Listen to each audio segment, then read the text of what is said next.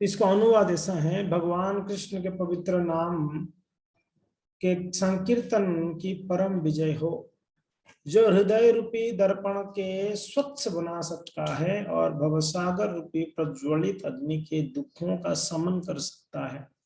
ये संकीर्तन उस वर्धमान चंद्रमा के समान है जो समस्त जीवों के लिए सौभाग्य रूपी श्वेत कमल का वितरण करता है। यह समस्त विद्या का जीवन है। कृष्ण के पवित्र नाम का कीर्तन दिव्य जीवन के आनंदमय सागर विस्तार करता है। ये सबों को शीतलता प्रदान करता है और मनुष्यों को प्रति पग पर पूर्ण अमृत का आस्वादन करने में समर्थ बनाता है।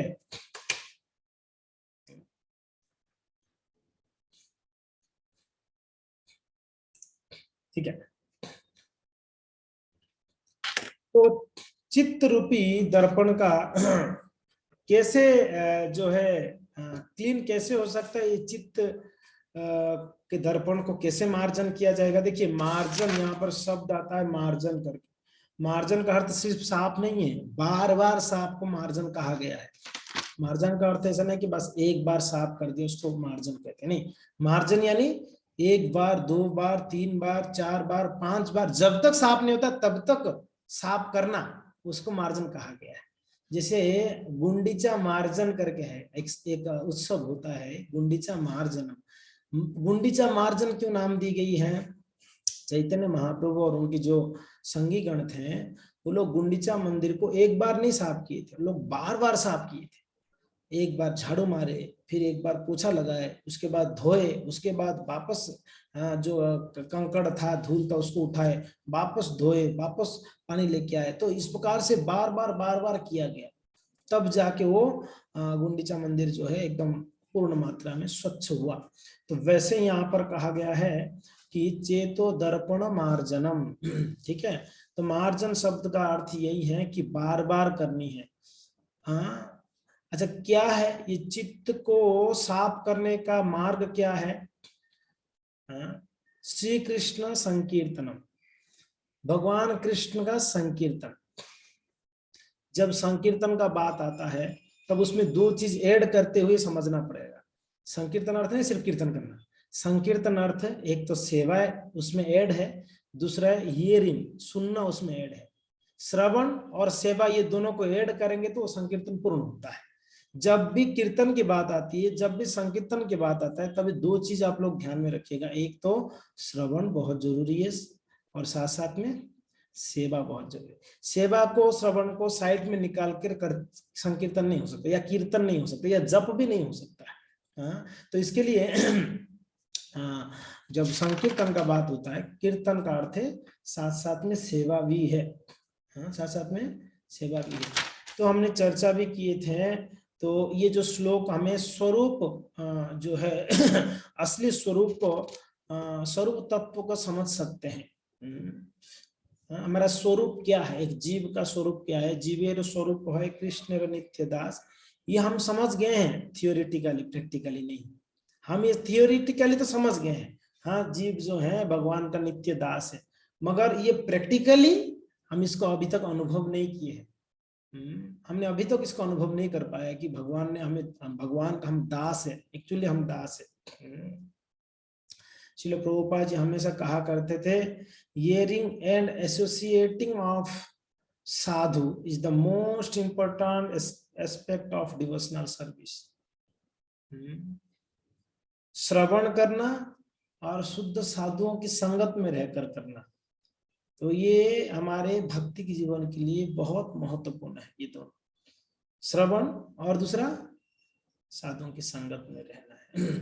ठीक है, तो हमें जो स्वरूप सिद्ध तब होगा जब हम इसको असलियत में प्रैक्टिकली समझेंगे, थियोरिटिकली सिर्फ सुनी सुनाया बातों में नहीं, उसको अनुभव करके, उसको अनुभव करके जब आप समझेंगे तब उसमें आनंद अलग है।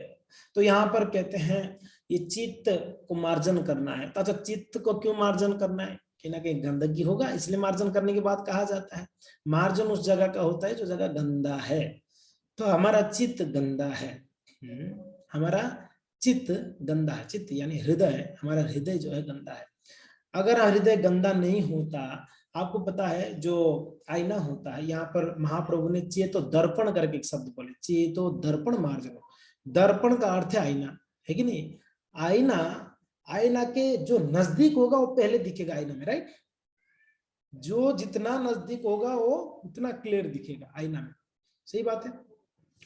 अब प्रॉब्लम क्या है, हमारा चित्त रूपी दर्पण के एकदम नजदीक में कौन है? भगवान है।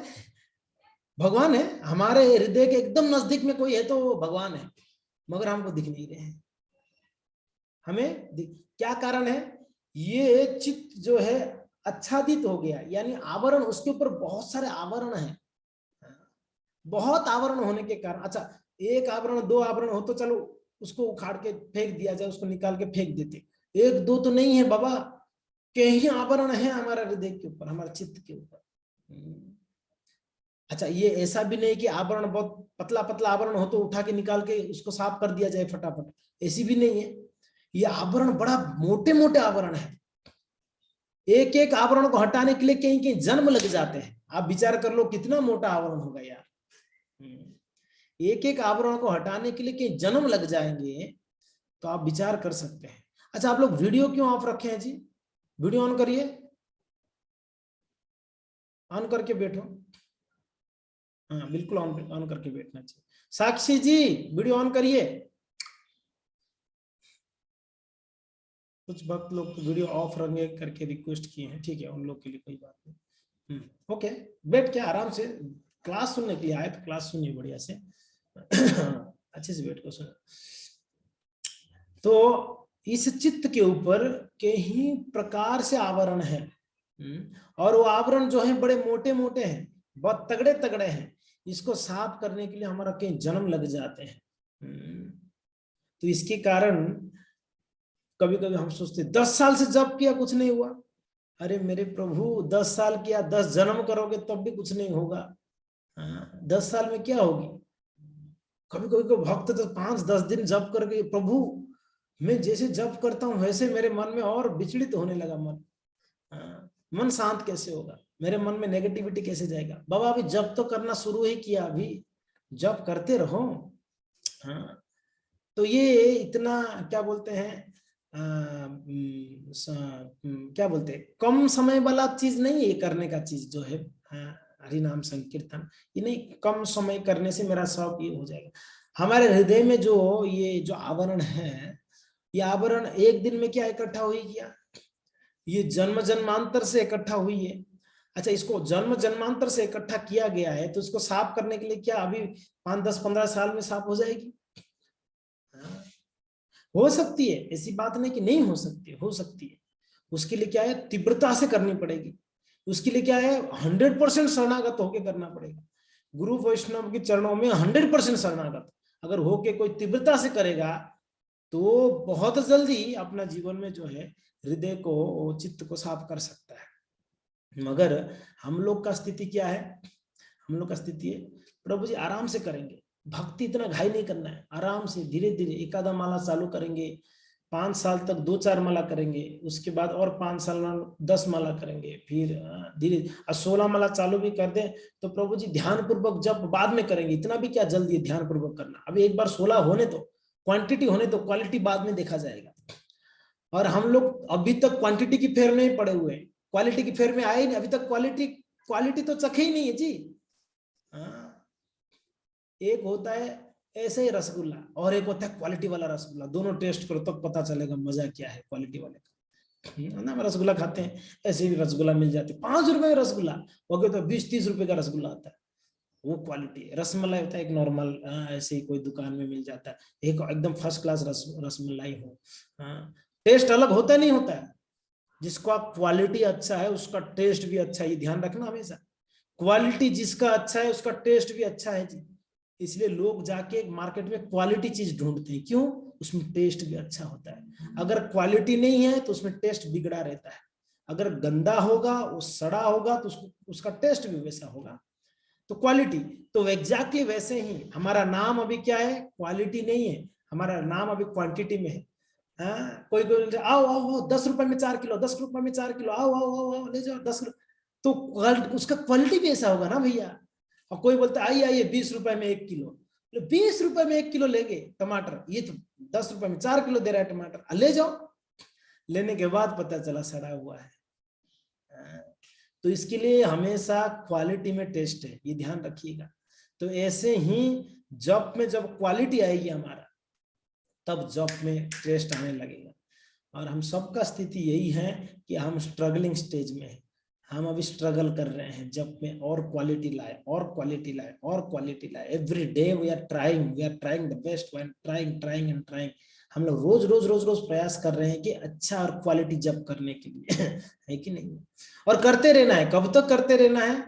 करते ही रहना है, जीवन भर करते रहना है। एवरी डे, हर एक दिन हमारे लिए एग्जाम है, हर एक दिन हमारे लिए एक तैयारी है। इसके लिए क्वालिटी जब करने के लिए 16 माला फेरना आसान है जी, कोई बड़ी बात नहीं है। 16 कर दिया, कौन सी बड़ी बात है। प्रभु जी 16 कर रहा हूं 2 साल से, मेरा दीक्षा दिला दो, कोई बड़ी बात नहीं है 16 माला जाप करना। क्वालिटी माला कितना किया है आपने बताओ, तब असली जो है छाट सकते हैं कि असलियत में कौन जो है दीक्षा लेने के लिए योग्य है। अगर ऐसा अगर नियम बना दीजिए, क्वालिटी जब जो 16 माला करेगा उसी को दीक्षा मिलेगी, तब तो हम सभी इस जन्म में कभी दीक्षा नहीं ले पाएंगे, देखा जाए तो। नहीं, अगर ऐसा अगर नियम बना दिया जाए कि भाई जो क्वालिटी जब करेगा 16 माला, क्वांटिटी ठीक है 35 ना 32 ना 64 चलेगा क्वांटिटी, मगर क्वालिटी कम से कम 16 माला क्वालिटी चाहिए।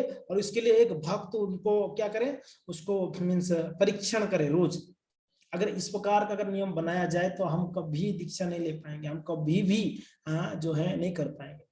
पर हाँ, हमारे ऊपर गुरु वैष्णव का बड़ा कृपा है, इसके लिए चलो कोई बात नहीं, 16 तो कर रहा है ना। एक बार गुरु की शरण जाएगा तो थोड़ा बहुत इसके मन में थोड़ा इंस्पिरेशन मिलेगा, गुरु कृपा होगी तो करेगा ये।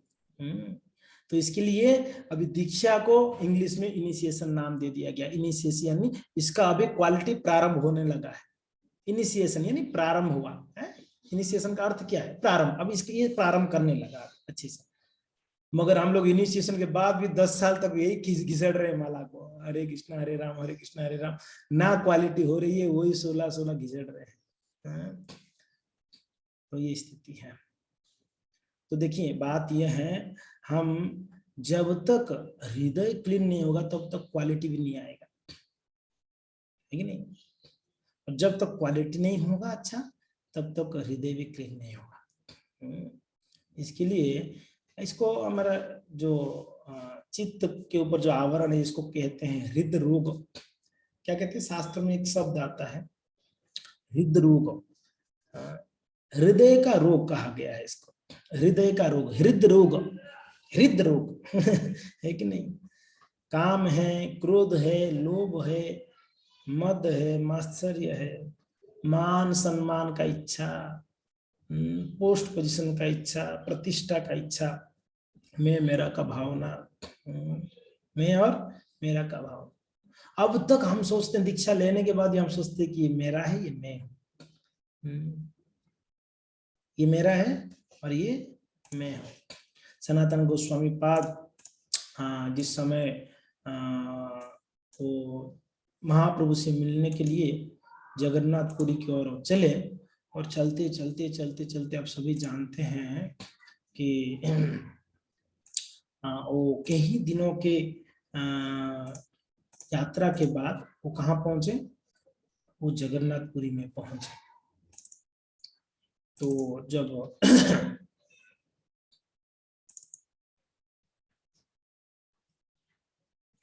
जब जगन्नाथपुरी में पहुंचे तो उनके शरीर में यहाँ वहां का जल पीने के कारण सनातन गोस्वामी पाद के शरीर में खुजली हो गया था, चर्म रोग हो गया था, खुजली हो गई थी। तो शरीर से पस निकल रहा था हर जगह से खुजली, क्योंकि ना अलग अलग स्थान होकर आए हैं, अलग अलग जगह पे उनको सोना पड़ा, कहीं अलग अलग पानी पीना पड़ा, तो इसके कारण उनको चर्म रोग हो गई थी। तो चर्म जो है बिल्कुल पिघल रहा था, बिल्कुल जो है घाव पस हो गया था। तो सनातन गोस्वामी पाद सोचे कि ये देह कोई काम का नहीं रह गया, अभी ये देह अभी मैं त्याग दूंगा। और ने सुना है जगन्नाथ रथ यात्रा में अगर कोई देह त्यागता है रथ के सामने, तो उसको वैकुंठ प्राप्ति होती है, भगवत प्राप्ति होती है। तो बस ये सही अवसर है, अभी रथ यात्रा आने ही वाला है, तो हम रथ के नीचे अपना प्राण को त्याग देंगे, ये मन में विचार किए। तो जैसे ही वो सोच के आए थे महाप्रभु से, जैसे मिले महाप्रभु उनको बोले कि ये शरीर अभी ये आपका नहीं है, ये शरीर मेरा है। ये शरीर किसका है? ये शरीर मेरा है। तो ये शरीर को नष्ट करने का कोई अधिकार नहीं है आपका, ये शरीर का नष्ट करने का कोई अधिकार नहीं है। मैंने आपको इस शरीर दिया हूं, इस शरीर से कृष्ण का सेवा करने के लिए। महाप्रभु ने ये इंस्ट्रक्शन देकर उनको आलिंगन किए, उनका शरीर का सारा जो घाव था वो सारा ठीक हो गया और एक स्वच्छ सुंदर जैसे थे वैसे शरीर बन गया। सनातन गोस्वामी पाद। तो महाप्रभु ये शिक्षा देते हैं, जब आप शरण ले लिया है गुरु का तो ये शरीर गुरु का हो जाता है। जब आपने शरण ले लिया गुरु का तो ये सारा धन संपत्ति गुरु का हो जाता है। प्रभु श्री रामचंद्र भगवान को विश्वामित्र मुनि, वशिष्ठ मुनि ने कहा था कि ये राज्य मेरा है, मैंने आपको इसको चलाने के लिए दे रहा हूं। क्या करने के लिए? इसको चलाने के लिए दे रहा हूं, आपका इतना ही काम, इसको चला, बाकी ये राज्य तो मेरा है। जब दीक्षा लिए थे उस समय की बात है, जब दीक्षा हम लेते हैं तभी हमारा सब कुछ गुरु का हो जाता है। क्या ये भाव में कभी दीक्षा लेते हैं कि गुरुदेव आज से सब कुछ मानस देह गेह जो किछु मेर अर्पिलु तुया पदे, कभी ये भाव से कभी हम दीक्षा नहीं। दीक्षा बस मेरा भी दीक्षा हो जाए, मैं भी सबको बोलूं मैं भी इन गुरु से दीक्षा ले लिया, मेरा भी नाम के सामने दास या दासी लग गया है, मैं इस्कॉन का बोल सकता हूँ कि देखो मैं दीक्षित भक्त हूँ। इसके लिए दीक्षा कोई मतलब नहीं है, दीक्षा मत लो फिर। अगर ये भाव से अगर दीक्षा लेना चाहते हैं कोई तो नहीं लेना चाहिए, जब तक ये भाव आता नहीं है। ये शरीर जो है नश्वर, सॉरी ये शरीर नश्वर है, ये संसार जो है दुखालय है, इस संसार में कहीं सुख नहीं है, एक ही जगह में आनंद है, वो गुरु की चरणाश्रय में, गुरु की चरण में रहकर सेवा करना। जब तक मन में नहीं आती ये भावना, तब तक इस भावना को डेवलप करने के लिए प्रयास करें हम दिन प्रतिदिन, एवरीडे। और ये कैसे होगा? वैष्णवों के संग में आकर कथा कीर्तन करने से होता है, वैष्णव के संग में रहकर सेवा करने से ये भाव प्रकट होती है, भाव बढ़ती है, हमारा ये भाव को जगा सकते हैं हम। तो हमारा बहुत प्रकार की हृदय की रोग हैं, और इस रोग के कारण जो है हम भगवान सबसे नजदीक होकर भी हम भगवान को दर्शन नहीं कर पाते हैं। ये हमारा सबसे बड़ा दुर्भाग्य है। इसके लिए कहते हैं दीक्षा काले शिष्य करे आत्मसमर्पण, और सही काले कृष्ण तारे करे आत्मसमर्पण। दीक्षा के समय पर शिष्य क्या करता है? आत्मसमर्पण करता है। आत्म यानी शरीर, मन, वाणी, एवरीथिंग, सब कुछ किनका? गुरु का, कृष्ण का। समझ में आ रहा है? अच्छा, जब शरीर कृष्ण का या गुरु का हो गया, अच्छा शरीर से रिलेटेड सबके किनका हो गए फिर? मान लीजिए पेन है मेरा हाथ में, ठीक है, तो ये पेन है तो पेन मेरा है, ठीक है। अगर ये शरीर गुरु का है तो ये पेन किसका होगा फिर? ये शरीर की अगर गुरु का है तो पेन भी गुरु का होगा। अगर ये मोबाइल मेरा है तो ये मोबाइल किनका हो जाएगा बाद में? अगर मैं गुरु के सामने, गुरु का होगा, एग्जैक्टली। तो ऐसे ही है, अगर हमारा पास जो भी धन संपत्ति हो किनका होना चाहिए? गुरु का होना चाहिए, भगवान का होना चाहिए। ये सबसे हाई कॉन्शियसनेस है, ये सबसे उच्च विचार है कि सब कुछ गुरु का है, सब कुछ कृष्ण का है, मेरा कुछ नहीं है, मैं बस इसको संभाल रहा हूं। तो ये भावना बहुत जरूरी है। तो ये जो चित्त की बात कहा गया है यहाँ पर, चित्त रूपी दर्पण को साफ करने का, तो ये चित्त बहुत दिनों से आच्छादित हुआ है और बहुत प्रकार से आच्छादित हुआ है। इस प्रकार हम उदाहरण के लिए कह सकते हैं कैसे चित्त के ऊपर ये आवरण है, कहीं जन्मों का हमारा चित्त में वो छाप पड़ा हुआ है। वो चीजें हम कभी कोई बचपन में कोई एक चीज आप अगर देखे होंगे, कोई गलत चीज, तो हम अभी भी उस माइंड में आ जाता है, अरे ओ मैंने देखा था किसी ने किसी को मर्डर किया था, हम मन में आ जाता है ना, कहीं बचपन की बात है।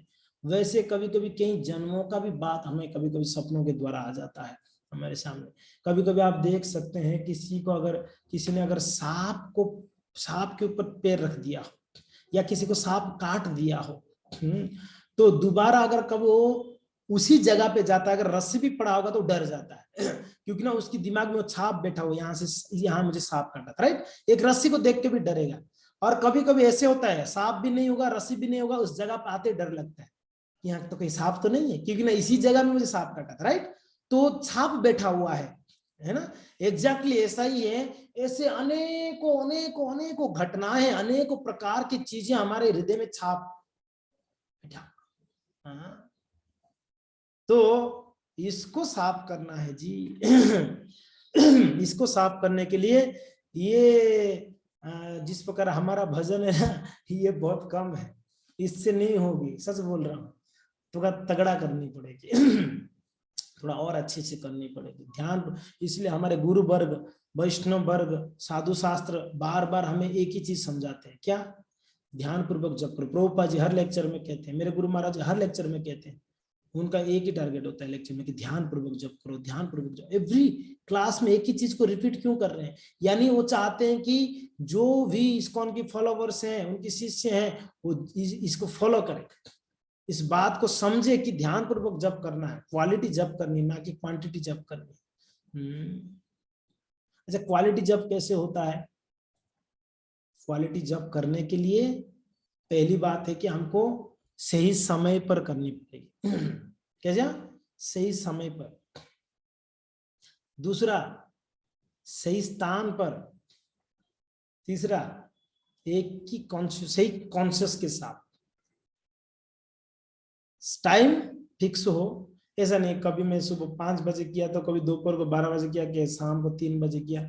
उसमें उस जप में आपको दम नहीं होगा, उसमें क्वालिटी नहीं आएगा। अगर सुबह कर रहे हो, एवरीडे सुबह करो। कहाँ कर रहे हो? एक ही जगह पे करो, तब उस जप में क्वालिटी आएगा। जगह परिवर्तन करने से भी बड़ा डिस्टर्बेंस होता है। मैं मंदिर में अभी वहां था नवरत्न में, तो एक जगह मेरा फिक्स हो गया था। अब यहाँ आने के बाद कभी उस कोने में, कभी उस कोने में, कभी बड़ा डिस्टर्बेंस होता था। कभी यहाँ माता जी से बैठ गए तो फिर वहां बैठो, कभी वहां पर प्रभुपाद जी का श्रृंगार करने तो वहां से उठ के वहां बैठो, बड़ा डिस्टर्ब होता था।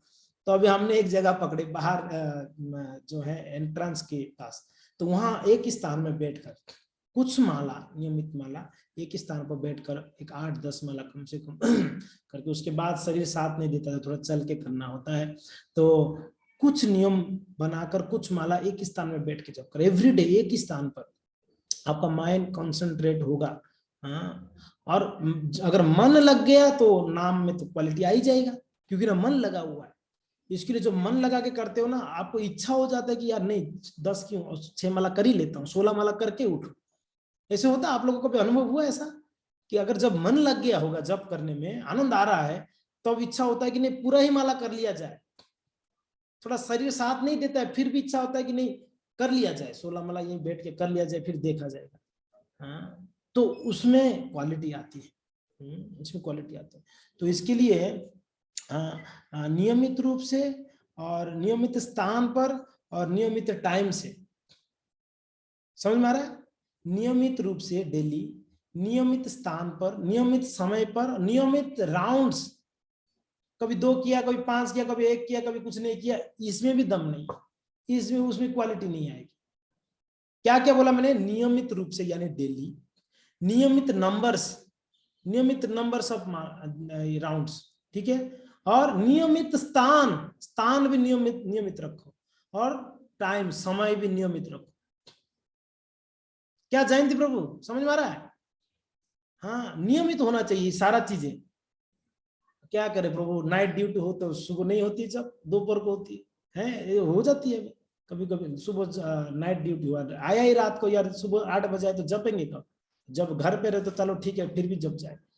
तो इसको नियमित करना जरूरी है, हम प्रयास करें, हम जब समय हो तो नियमित, पर नियम बनाओ कि सुबह ही करने के लिए। चलो हफ्ते में 2 दिन नाइट ड्यूटी होता है तो सुबह करना ही नहीं है, रोजाना दोपहर को ही करें, तो वो अच्छा आदत नहीं है, सुबह करने का आदत है। तो ठीक है, ये बहुत जरूरी है। हाँ, तो शुद्ध स्वरूप को प्राप्त यानी समझना, वैसे तो जीव शुद्ध है, जीव शुद्ध है, क्यों? क्योंकि ना जीव भगवान का अंश है, भगवान शुद्ध है इसलिए जीव भी शुद्ध है, इसके लिए उनका चित्त भी शुद्ध होना चाहिए। सही बात है। अगर भगवान शुद्ध है तो भगवान का अंश जीव भी शुद्ध है, अगर जीव भी शुद्ध है, उसका चित्त इसका ही पार्ट है उस जीव का ही, तो उसका चित्त भी शुद्ध होना चाहिए। क्यों अशुद्ध हो गया? उसका चित्त माया के आवरण से ढक गया, माया उसको ढक दिया गया, माया उसको ढक दिया। अच्छा माया क्या है? अभी माया का अर्थ है कृष्ण बहिर्मुख, ये माया है। कृष्ण की बहिर्मुख ही माया है, कृष्ण की तरफ नहीं, कृष्ण से उल्टा, उल्टा दिशा। कृष्ण भूलिया जीव भोग वांछा करे, अतएव माया तारे झापटिया धरे, है ना, राइट? यही है ना प्यार। तो कृष्ण से भूल कर जब जीव भोग इच्छा करता है तब क्या होता है? तब माया क्या करती है? उसको झपट के पकड़ता है, झपट के एकदम फटाक से पकड़ लेता है। जैसे कृष्ण का विस्मरण होगा वैसे माया अपने झपट के पकड़ेगी। जितना समय तक तो कृष्ण का स्मरण हो रही है उतना समय तक माया खड़ी तो है पास में, तब पर भी वो उसका प्रभाव नहीं डाल सकता हमारे ऊपर। इसलिए कहते कृष्ण सूर्य सम माया है अंधकार, जहां कृष्ण तहां नहीं माया अधिकार। बहुत महत्वपूर्ण प्यारे हैं महाप्रभु ने बताया। कृष्ण सूर्य सम, कृष्ण सूर्य के समान है, और माया अंधकार के समान है, जहां कृष्ण है वहां माया नहीं है। इसके लिए कृष्ण को भूलकर जो भोग इच्छा करता है जीव, तब जाके माया पकड़ता है। तो ये माया का आवरण बड़ा तगड़ा है जी, बड़ा तगड़ा है। तो ये चित्त है भक्तों, ये चित्त 5 प्रकार के वर्णन किया गया है दर्शन शास्त्र में। चित्त 5 प्रकार के कहते हैं। क्या क्या है 5 प्रकार का? एक है मूढ़ा, मूढ़, मूढ़। दूसरा है क्षिप्त, मूढ़, MUDH, मूढ़। क्षिप्त KHI PTA, क्षिप्त, मूढ़ा, क्षिप्त, विक्षिप्त, क्षिप्त का उल्टा विक्षिप्त, और चौथा है एकाग्र चित्त, और 5वां है समाधि। ये 5 प्रकार की चित्त के बारे में दर्शन शास्त्र में पाया जाता है। हाँ, क्या क्या? मूढ़, क्षिप्त, विक्षिप्त और एकाग्र चित्त, और क्या है? समाधि। 5 टाइप्स। ठीक है जी, ओके। तो मूढ़ ये क्या है? ये कैसा चित्त वाले हैं? ये ज्यादातर क्या है? ये मूढ़ वाले तमोगुण का ही आच्छादित होते हैं। ऑलवेज इन तमोगुण, इन डार्कनेस। तम यानी अंधा, डार्कनेस, हमेशा तमोगुण में रहते हैं। और ये जो प्रकार के लोग हैं ये पशु से थोड़ा उन्नत है। जो पशु हैं उनसे थोड़ा ही उन्नत है, लिटिल बिट, दैट्स ऑल।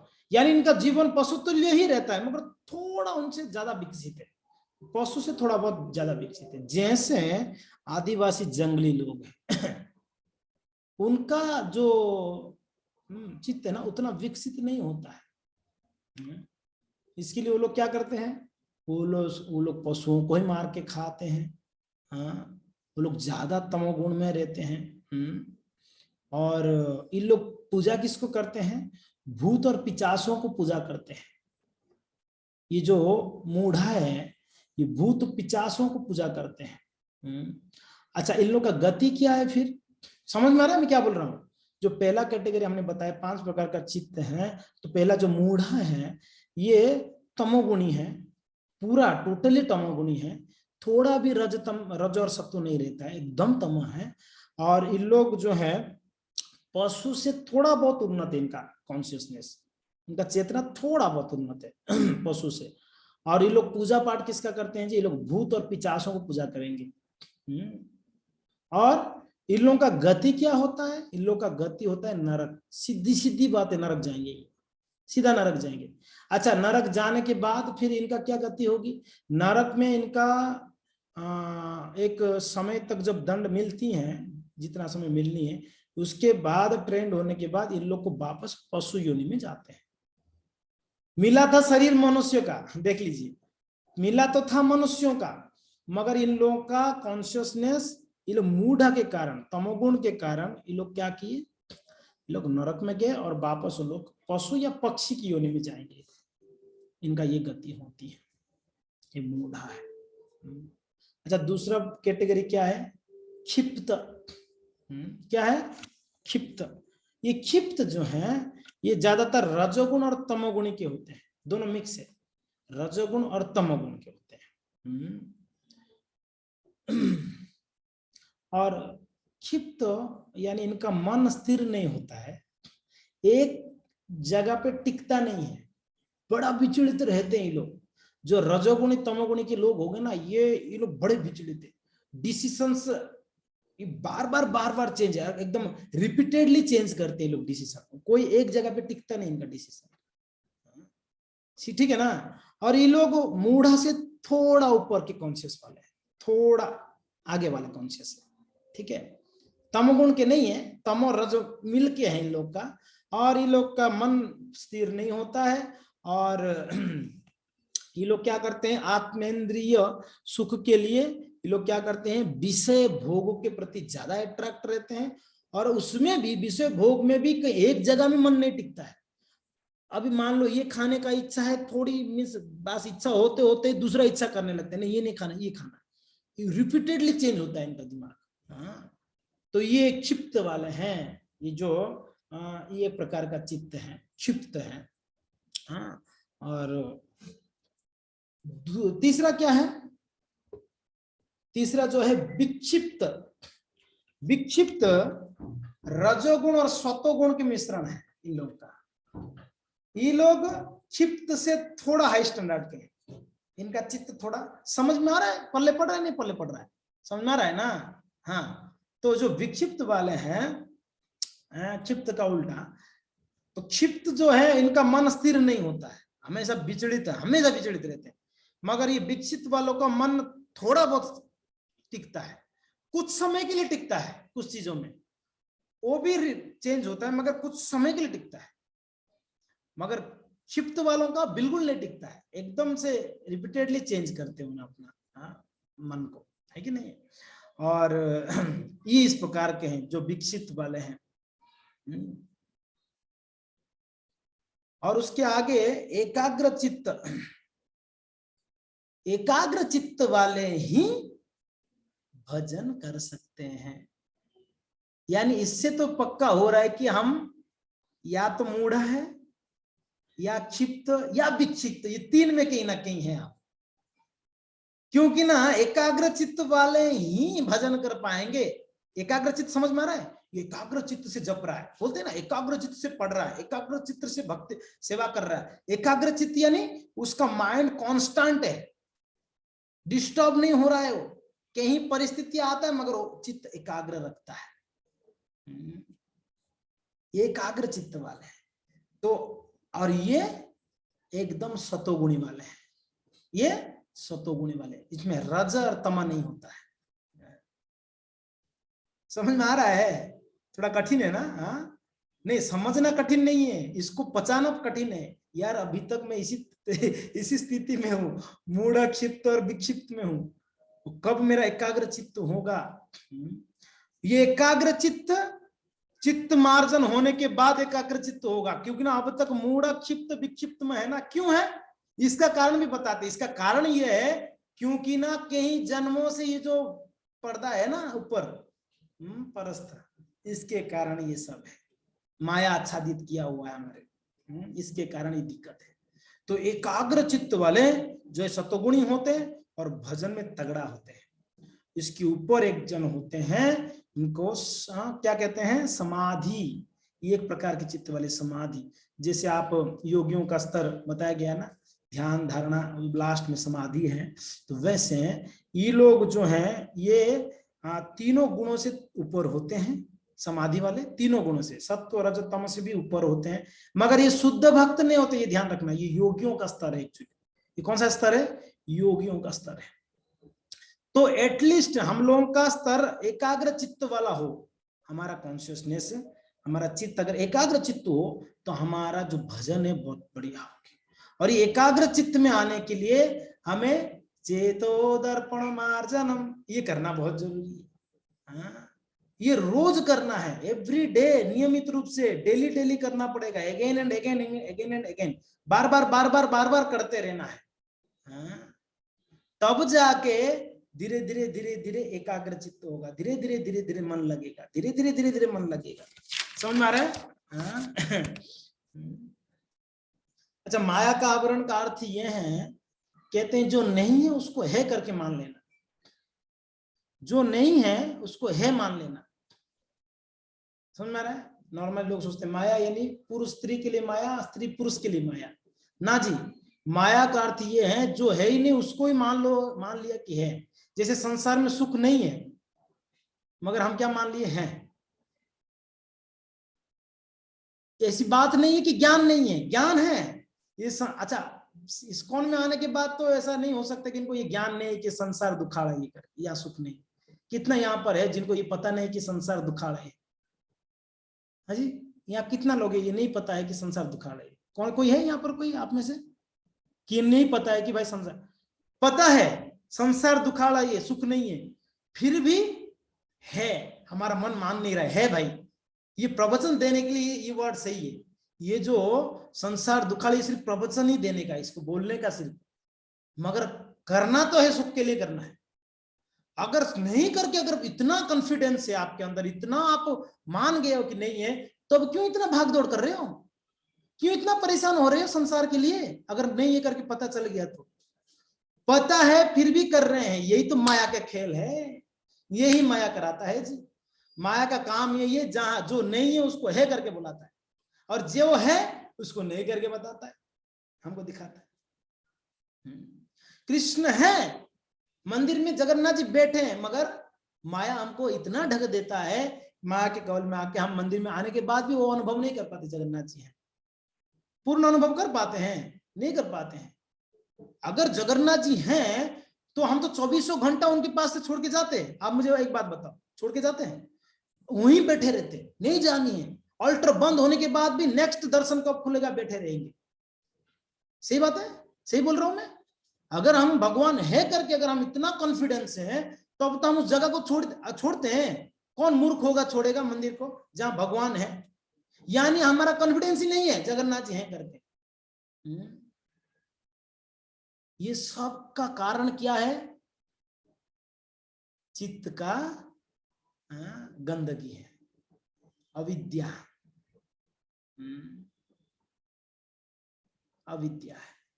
इसके लिए क्या कहते हैं? प्रेम भक्ति जाहा होइते अविद्या विनाश जायते,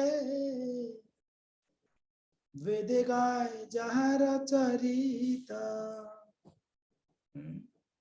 प्रेम भक्ति जाहा होइते अविद्या विनाश जायते।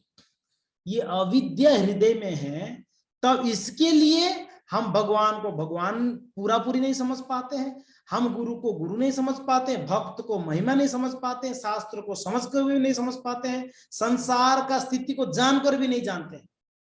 ये हम सबका स्थिति है। मैं ये नहीं बोल रहा हूं कि कोई एक जन को नहीं बोल रहा हूं, सभी का स्थिति है जी। ये बात है, ये अनुभव कर पा रहे हम लोग एवरी डेली लाइफ में, हम अनुभव करते हैं इस बात को कि प्रभु जी इतना सालों से सुन रहे हम चीजों को, फिर भी हम कहाँ अभी तक गया है मोह हमारा शरीर, घर के प्रति, द्वार के प्रति, बीवी बच्चों के प्रति, संसार की चीजों के प्रति नहीं गया है। अभी क्लास के बाद हम क्या करेंगे कि बस सब बंद, सब ठप, बस एक ही चीज है अभी तो, बस कृष्ण और गुरु वैष्णव मेरे लिए, और कुछ नहीं, ये सब माया है। ऐसे होने वाला है? नहीं होने वाला है। ये होने वाला, और होने के लिए प्रयास भी करोगे तो एक बात ये, माया करने नहीं देगा आपको, ये भी एक बात है। ये जब तक स्वतः कृष्ण प्रेम स्वतः नहीं जागृत होता है जी, तब तक आर्टिफिशियली दबा के नहीं रख सकते हैं। कोई कोई कहते प्रभु जी घर में बड़ा परेशानी, भक्ति करने नहीं देते हैं। आप भक्ति करते हो क्या, पहले ये बताओ? भक्ति करने के लिए कोई रोक नहीं सकता, पहली बात है। आप भक्ति करते हो क्या? भक्ति के नाम पे हम ढोंग करते हैं, बस हम दिखाते हैं। मैं भी, अच्छा इतना क्यों ढोंग दिखाने का? पति के सामने पत्नी, पत्नी के सामने पति। हाँ जी, हम बड़ा दिखाते हैं, मैं भक्ति, मुझे भक्ति करने नहीं देते हैं। कुछ नहीं है, बस दुश्मनी निकाल रहे हैं एक दूसरे के प्रति, इतना ही है। भक्ति करने को दुश्मनी निकाल रहे हैं, मेरा पति मुझे भक्ति करने नहीं देता है, बस दुश्मनी निकाल रहे हैं उसको, इतना साल से झेला हूं इसको। यही बात है जी, ऐसे कुछ नहीं है। भक्ति करने वाले को कोई रोक नहीं सकता है। गोपियां कृष्ण से मिलने के लिए कौन रोक पाता है? आधी रात को मिलने आ जाते थे, बट दिन में नहीं मिलने देंगे घर वाले, रात को निकल के आ जाते। उस समय कौन देखे? उस समय कोई नहीं देखते, रात को आके मिलके चले जाते, भोर होने से पहले घर पे वापस आ जाते। भक्ति अगर करना, अगर तीव्रता है, 16 माला जप करना पति जपने के लिए नहीं देता है, तो रात को 12 से 2 बजे तक बैठ के जप करेगा। क्यों ना, मुझे जपना है जी, मुझे 16 माला जप करनी है, मुझे प्रेम है नाम के प्रति, मेरा दृढ़ता है, निष्पत्ति है, हमें कृष्ण के प्रति मेरा लगाव है इतना लगाव हमारा? कितना है आप बताइए, है क्या? नहीं है। बस हम भक्ति के नाम पे थोड़ा क्या है, थोड़ा सा दिखाते हैं कि मैं भक्ति कर रहा हूं या कर रही हूं, ये ज्यादा दिन नहीं टिकेगा। ऐसी बात नहीं है कि मैं निरुत्साहित कर रहा हूं, हम प्रयास कर रहे हैं, सब लोग प्रयास करते भी रहना है, निरुत्साहित की बात नहीं है। बात यह है कि हम लोगों को और इससे भी ज्यादा, इससे भी ऊपर से कुछ करना है, इससे भी अच्छा करना है, ये भाव में रहना है। कर रहा हूं, कर रही हूं, बहुत बढ़िया, मगर इससे सेटिस्फाइड मत होना, इससे भी और अच्छा करना है, और अच्छा करना है। और अच्छा करने वाले के लिए भगवान ऐसे एटमॉस्फेयर देते हैं, हृदय से इच्छा जिसका है उसको। अभी रूप सनातन हृदय से इच्छा था ना, हृदय से इच्छा था। सनातन जी काम काज छोड़कर आगे बैठ गए घर पे। क्या करते थे? भागवत सुनते थे, बोलते थे, नहीं करना है। राजा आए, हुसैन शाह बांध के ले गए, जेल में डाल दिए, सनातन जी रुके, क्योंकि ना उनको मन लगा हुआ है चैतन्य महाप्रभु के चरणों में, तो इसके लिए रुके क्या हो? आप मुझे बताइए, जेल में भी बांध पाए उनको? सनातन जी को नहीं बांध पाए। अगर कृष्ण के प्रति, गुरु के प्रति लगाव होगी, भक्ति के प्रति, उसको संसार में कोई बांध नहीं सकता है ना, नहीं, संभव नहीं है। कृष्ण उनको, अभी रघुनाथ दास गोस्वामी का हमने चरित्र सुना है। रघुनाथ दास गोस्वामी पहले आए थे तो महाप्रभु क्या बोले? मरकट वैराग्य को छोड़ो, घर पे जाओ, ज्यादा दिखावटी मत करो भजन का, भक्ति का, घर पे जाओ, घर पे रहो, माता पिता के साथ रहो, नाम जपते रहना। मगर ध्यान रखना, एक समय भगवान अचिरात कृष्ण तुम्हारा करेंगे उद्धार, एक समय आएगा भगवान आपको वैसा अवसर देंगे, तो घर से भाग जाओगे आप। तब आ जाना मेरे पास। इनडायरेक्टली यही कह रहे थे महाप्रभु, ये समय नहीं है। तो इसके लिए हमारा भक्ति इतना परिपक्व नहीं है कि हम घर द्वार छोड़ के हम घर वालों को परेशान करके भक्ति करें। ये माया है, क्या है, हमेशा बोलता रहता है भक्ति भक्ति मत करो, ये मत करो, माया है। माया वो नहीं है, माया तो हम है, हम माया में पड़े हुए हैं। हम दूसरे को बोलते हैं हम माया है ना जी, हम माया में है। हम अभी तक समझ नहीं पाए मेरी स्थिति को। तो रघुनाथ दास गोस्वामी घर गए, घर पे जाके विवाह भी किए रघुनाथ दास जी, विवाह भी किया, विवाह किए, कोई समय तक रुके, उसके बाद समय जब आई तो रघुनाथ दास गोस्वामी क्या किए? मगर महाप्रभु ने क्या उपदेश दिया था? अंतर निष्ठा रखो, बाह्य लोक व्यवहार, क्या यही बोले थे ना? अंतरे निष्ठा करो और बाह्य लोक व्यवहार। अंतर में कृष्ण के प्रति दृढ़ निष्पत्ति हो, दृढ़ संकल्प हो और निष्ठा हो, मगर बाहर से लोक व्यवहार बहुत जरूरी है, बहुत बहुत जरूरी है। मगर हम लोग का प्रॉब्लम क्या है? हम लोग का 100% लोक व्यवहार ही होता है, अंतर निष्ठा बिल्कुल नहीं है। ये प्रॉब्लम है। अंतर में निष्ठा भी होनी चाहिए, बाहर से लोक व्यवहार होनी चाहिए। हम लोग बाहर से निष्ठा दिखाते हैं, अंदर से लोक व्यवहार दिखाते हैं। समझ में आ रहा है मैं क्या बोल रहा हूं? अंदर से लोक व्यवहार यानी हमारा घर गृहस्थी के प्रति, बीवी बच्चों के प्रति, धन संपत्ति के प्रति, स्थान के प्रति, स्थिति के प्रति हमारा अंदर से बड़ा अटैचमेंट है, मगर बाहर से हम दिखाते हैं निष्ठा बड़ा है मेरा भजन में जी, मैं बड़ा भक्त हूं जी। नहीं, इसको थोड़ा सा रिवर्स कर दो बस। ये जो निष्ठा को हृदय से करो और बाहर से मैं बड़ा आसक्त हूं, बाहर से दिखाओ कि मैं बहुत आसक्त हूं। हम लोग अंदर से बहुत आसक्त है, बाहर से सिर्फ दिखाते हैं भक्ति। नहीं, ये निष्ठा अंदर रखो, बाहर से लोक व्यवहार करो। ये महाप्रभु का आदेश है हमारे लिए। ये महाप्रभु का आदेश है। तो अच्छा, चेतो दर्पण मार्जन, ये चित्त रूपी दर्पण का मार्जन करने का प्रक्रिया क्या है? व्हाट इज द प्रोसीजर, ये श्लोक को पूरा हम चर्चा करेंगे, ध्यान रखना। ये तो अभी हम चित्त चेतो दर्पण मार्जन में ही है, अभी आगे बढ़ेंगे हम, ठीक है। चेतो दर्पण मार्जन, तो कहते हैं पहला स्टेप क्या है चित्त रूपी दर्पण को मार्जन करने का? पहला स्टेप यह है नाम तत्वविद गुरु ग्रहण करना, गुरु स्वीकार करना। नाम तत्व रूपी या शास्त्र तत्व को, नाम तत्व को, भगवत तत्व को जानने वाले प्रामाणिक गुरु को स्वीकारना है, फर्स्ट स्टेप। इसलिए 64 विधि भक्ति का पहला क्या कहते हैं? आदो गुरु पादाश्रय।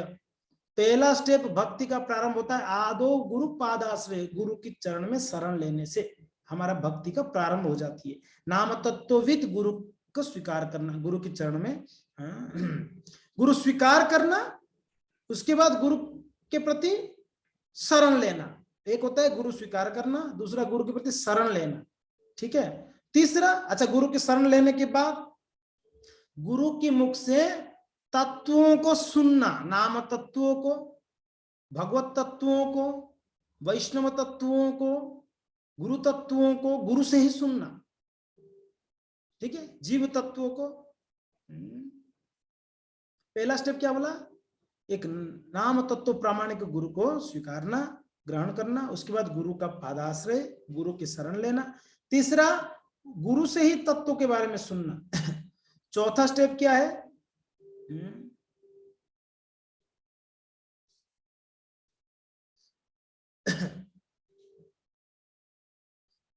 और तत्व को सुनने के बाद उसको क्या करना है? आत्मसात करना है। सिर्फ सुनने से काम नहीं जब बनेगा, इसमें इसको आत्मसात करना। आत्मसात समझ रहे हैं ना? रियलाइज करना, रियलाइज करना इस चीजों को, जो सुन रहे हैं उसको रियलाइज भी करना है, ठीक है, प्रैक्टिकल जीवन में अपनाने का। उसके बाद भगवान की नाम और लीला के प्रति श्रद्धा बढ़ाना, भगवान की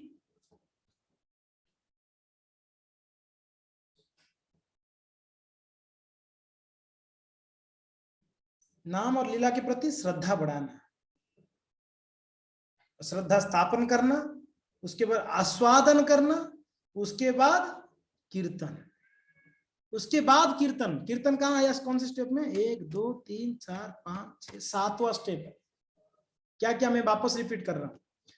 नाम तत्व रूप गुरु को स्वीकार करना, गुरु की पादाश्रय, गुरु का शरण लेना, गुरु के मुख से श्रवण करना, फिर लीला और भगवान की गुण और लीला के प्रति श्रद्धा बढ़ाना, और उसका स्थापना करना, अपने हृदय में इसको स्थापना करना, और उसके बाद उसको आस्वादन करना, रियलाइज करना, ठीक है। और उसके बाद कीर्तन करना। जब कीर्तन की बात आता है, मैंने एक बात बताया, हमेशा ध्यान रखना कीर्तन में सेवा जुड़ा हुआ है, सेवा को निकाल के कीर्तन नहीं हो सकता है।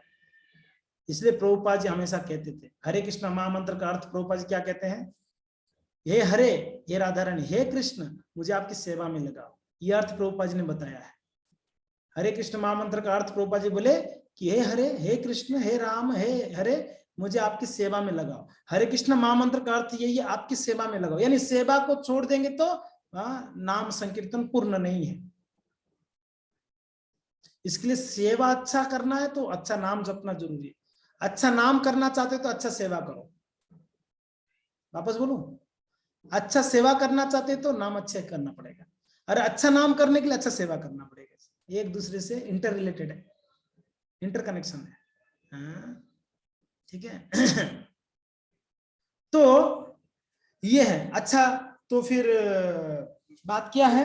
बात यह है, प्रेम भक्ति जा होते, जिसके वजह से प्रेम भक्ति मिला, अविद्या विनाश हो जाते, उनके वजह से, उनकी कृपा से अविद्या विनाश होगा।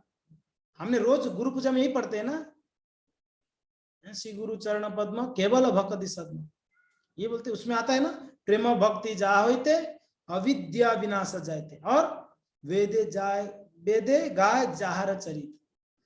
किनके बारे में वेदों में बताया गया है? गुरु के बारे में। हर जगह में गुरु के बारे में बताया गया। उनकी कृपा से ही हमारा हृदय से जो अविद्या है वो विनाश होगा, यही बोलते हैं ना यहाँ पर, उनकी कृपा से। अच्छा, गुरु कृपा करेंगे क्यों? फिर गुरु कृपा क्यों करेंगे? गुरु क्यों कृपा करेंगे हमें? बस गुरुदेव आए, चरण पकड़ लो, महाराज कृपा करो, महाराज कृपा करो, रो उनके सामने, कृपा करेंगे? बस गुरु को जब भी मिलते तो कृपा करो, कृपा करो, मैं नालायक ही रहूंगा, आप कृपा करो ना। जैसे भगवान होते हैं ना द्वेष्टि नो अस्ति नो प्रिय, भगवान बोले मैं किन्हीं का द्वेष नहीं करता, कोई मेरा प्रिय नहीं है। गुरु भी ऐसा है, उनके लिए सब समान है, उनके लिए कोई किसी को द्वेष नहीं करते और किसी को भक्ति नहीं, सब भी उनके लिए समान है, सारे शिष्य समान है, सारे भक्त समान है। मगर भगवान कहते हैं जो मेरा भजन करता है उसके प्रति मेरा ज्यादा कृपा है। वैसे ही गुरुदेव भी है, सभी शिष्य उनके लिए समान है, मगर जो उनका सेवा करता है, सेवा यानी गुरु का वाणी सेवा, गुरु का वाणी सेवा। तो हम परम पूज्य लोकनाथ स्वामी महाराज जी को एयरपोर्ट में ड्रॉप किए, तो मैं अजय गौरामपुर की गाड़ी में बैठा था, तो हम जब आए तो महाराज का फोन आया, तो हम जस्ट पहुंचने वाले थे मंदिर, तो महाराज जी बोले अजय गौरांगा, मैं तो सोच रहा था आप आओगे मेरे पीछे पीछे, आप लोग कहाँ चले गए, आए नहीं। तो हम बोले महाराज, प्रभु जी बोले कि महाराज हमें टिकट ही नहीं मिला अंदर आने के लिए एयरपोर्ट में। तो मैंने बोला अच्छा, मुझे लगा आप लोग पीछे आ रहे हो, इसलिए मैं सोचा आप पीछे आ रहे हो। तो फिर अजय गौराम बोले महाराज जी आप मीन्स अच्छा नहीं लग रहा है कुछ, आप चले गए तो मुझे बहुत अच्छा नहीं लग रहा है, बहुत याद आ रहे हैं आप। तो महाराज जी एक चीज बताए, क्या बताए, लाउड स्पीकर में बात हो रही थी कार में, महाराज जी बोले कि मेरा वाणी सेवा बहुत महत्वपूर्ण है, जो मैंने बताया उसको फॉलो करो, उसको करो, महाराज ने ये बोला। तो गुरु का कृपा चाहिए तो गुरु के लिए कुछ करना है, गुरु के लिए क्या करना है, जो गुरु बोले वो करना है, तो हो गया गुरु के लिए। गुरु बोले शुद्ध भक्त बनना है तो हमें शुद्ध भक्त बनना है जी। गुरु बोले मंदिर में सेवा करना है तो मंदिर में सेवा करना है हमें। गुरु बोले रोजाना गीता भागवत को पढ़ना है तो रोजाना गीता भागवत को पढ़ना है हमें। ये गुरु की वाणी को अगर हम फॉलो करेंगे, पालन करेंगे तो गुरु की, अच्छा दूसरी बात है, ऐसा जरूरी नहीं कि गुरु उदयपुर में है ही तो ही कृपा करेंगे। अच्छा ठीक है, मायापुर वासी पढ़ रहा है तो मैं इसको कृपा करता हूं ना, गुरु कहीं पर भी हो, अगर गुरु की वाणी फॉलो कर रहे हो कृपा अपने आप आएगा, कृपा को कहीं रोका नहीं जा सकता है, आप फॉलो करो कृपा अपने आप आने वाला। यहां तक कि गुरु इस संसार में नहीं भी रहे, गुरु अगर अपना भगवतधाम भी चले जाए तो भी कृपा नहीं रुका जा सकता है। आप जितना वाणी को फॉलो करोगे उतना कृपा मिलते जाएगी, ये ऑटोमेटिक है। क्या समझे, नहीं समझे, कृपा ऑटोमेटिक करा गया है। कैसा ऑटोमेटिक है? कृपा ऑटोमेटिक है, जितना वाणी का सेवा करोगे उतना कृपा बरसेगी आपके ऊपर, ठीक है। और कभी कभी हम सोचते हैं कि जब गुरु आदेश देंगे तब तक मैं नालायक ही रहूंगा, गुरु बताएंगे मायापुर वासीदास आप ये सेवा करो, तब जाके मैं करूंगा, बाकी तो गुरु नहीं बोलेंगे तो मैं कैसे करूं, गुरु की वाणी क्या फॉलो करूं। अरे रोज गुरु महाराज जी लेक्चर में बोलते हैं, क्या वो हमारे लिए वाणी नहीं है क्या, दूसरे किसी को बोलते हैं। और दूसरी बात है, जो टेम्पल अथॉरिटी होते हैं गुरु की प्रतिनिधि होते हैं, तो टेम्पल अथॉरिटी जो होते हैं वो गुरु का प्रतिनिधि, अरे टेम्पल अथॉरिटी जो सेवा देते हैं वो गुरु सेवा दिया आपको, टेम्पल अथॉरिटी जो आपको आदेश दिए वो गुरु आदेश दिए। और यही हमने आईटीसी में पढ़ा है, यही शास्त्र वचन है जी, गुरु की प्रतिनिधि गुरु रखते हैं हर जगह पे, क्योंकि ना हर जगह पे गुरु पहुंच नहीं पाएंगे बप्पू से, इसलिए एक प्रतिनिधि रख देते हैं। तो प्रतिनिधि गुरु की प्रतिनिधित्व करते हैं, वो जो आदेश देते हैं उसको एज इट इज फॉलो करना है तो गुरु प्रसन्न हो जाए। अच्छा मायापुर प्रभु, मायापुर वासी प्रभु आप अथॉरिटी इसलिए हम ऐसे बोल रहे हो, सिखा रहे हो ना, हमें पता है ऐसा कुछ नहीं है ना। ऐसा कोई भी मंदिर में जुड़े हैं वहां के अथॉरिटी जो बोलते हैं वही गुरु का आदेश है, एज इट इज फॉलो करनी है हमें, बस एज इट इज फॉलो करना है। उसमें थोड़ा सा भी कभी कभी हम मन में आ जाता है कि नहीं ऐसा क्यों सेवा दिए, मैं वो सेवा मुझे अच्छा लगता है, तो हो सकता है उनको इंस्पिरेशन मिला ये सेवा दिए, तो हो सकता है गुरु का ही आदेश हो, आपको प्रयास करो। वो प्रयास में अगर विफल हो जाओगे हो सकता है कि चलो ठीक है मैं प्रयास किया, हुआ नहीं मेरे से, आप दूसरा सेवा दो। नहीं नहीं ये तो मेरे साथ पक्षपात करते हैं, देखो उनको अच्छा सेवा दिए, हाँ मुझे देखो कैसा सेवा दिए, मुझे टॉयलेट साफ करने बोल रहे हैं, उनको बोल रहे हैं आप बस फूल हार बनाओ, देखो कितना बड़ा सेवा उनको दिए, मुझे तो टॉयलेट साफ का सेवा दी ना, ऐसा नहीं, सेवा बराबर का होता है। और गुरु हमें क्वालिफिकेशन के अनुसार सेवा देते हैं, हो सकता है हमारा क्वालिफिकेशन यही सेवा करने का, और सेवा सब समान है, कभी ये मत सोचो उसको तो अच्छा सेवा, मुझे बुरा सेवा दिया गया। ये सबसे गलत फहमी है, ये गलत विचारधारा है, इसको पहले हमको डिलीट करना पड़ेगा दिमाग से। जब तक सेवाओं के अंदर अंतर देखेंगे तब तक सेवा नहीं कर पाएंगे हम। क्या बोला, समझे? सेवा में अगर अंतर किया जाएगा तो आप सेवा अच्छे से नहीं कर पाओगे कभी। आपके मन में यही चलता रहेगा, उनको अच्छा सेवा दिया, मुझे बुरा सेवा दिया। अरे सेवा कहीं पर भी ऐसा डेफिनेशन ही नहीं शास्त्र में कि अच्छा सेवा बुरा सेवा। कहीं पढ़ा आपने? भागवत में, गीता में, कहीं पुराण में, कहीं ऐसे नहीं पढ़ा होगा आपने ना कि सेवा में ये अच्छा सेवा ये बुरा सेवा है। जो पुजारी भगवान का आरती करता है उसको जो कृपा मिलती है, जो टॉयलेट को घिस के साफ करता है उसको उतना ही कृपा मिलेगी, सेम उतना ही कृपा। थोड़ा सा भी एक रंग से भी इधर उधर नहीं करेंगे भगवान कृपा करने। ये समझना जरूरी है। किचन को क्लीनिंग करने में जितना कृपा मिलता है, ऑफिस में बैठ के टाइप करके उस कंप्यूटर का काम करने उतना ही कृपा मिलती है। या कंप्यूटर का काम करके जितना कृपा मिलती है, किचन क्लीनिंग में उतना कृपा मिलती है। प्रवचन देने में जितना कृपा मिलती है, सुनने में उतना ही कृपा मिलता है। तो ये तो सिर्फ बोलते हैं, हमें सुनाते हैं। नहीं नहीं, सुनने वाले को भी उतना ही कृपा मिलती है जितना बोलने वाले को, क्योंकि ना दोनों सेवा है, एक बोलने का सेवा, एक सुनने का सेवा। तो इसके लिए कोई सेवा में हमें अंतर नहीं करना चाहिए। सेवा हमारे लिए सब समान है। हाँ, मेरे लिए ये सेवा दी है तो मैं इसको जी जान लगा के करूंगा, बस ये मेरे लिए दे दिया, आगे पीछे सोचना नहीं। अरे उनको क्यों दिया प्रभु, मुझे क्यों दिया, उनको क्या दिया वो देखने का जरूरत नहीं, मुझे जो दिया वो करना है। ये गुरु का आदेश है, यही जो है शास्त्र वचन है। तो यहां पर योग्यता अगर देखा जाए, क्या बोलते हैं भक्तिविनोद ठाकुर, योग्यता विचारे किछु नाही पाए। योग्यता अगर विचार करेंगे प्रभु, मेरे अंदर कुछ भी नहीं मिलेगा योग्यता, नो क्वालिफिकेशन एट ऑल। कोई भी है हमारे अंदर क्वालिफिकेशन कुछ, अगर योग्यता अगर चुना देखा जाए, कुछ जांच किया जाए योग्यता क्या क्या है, देखा जाए तो हमारा क्या योग्यता है भगवान का सेवा करने का। जब सेवा वर्ड आता है वहां योग्यता अगर देखा जाएगा तो हमको सेवा मिलेगा ही नहीं। हर परीक्षा में फेल ही होना है हमें, अगर योग्यता देखा जाएगी। योग्यता अगर विचार नहीं कर रहे हैं भगवान, इसीलिए हमें कृपा मिल रही है।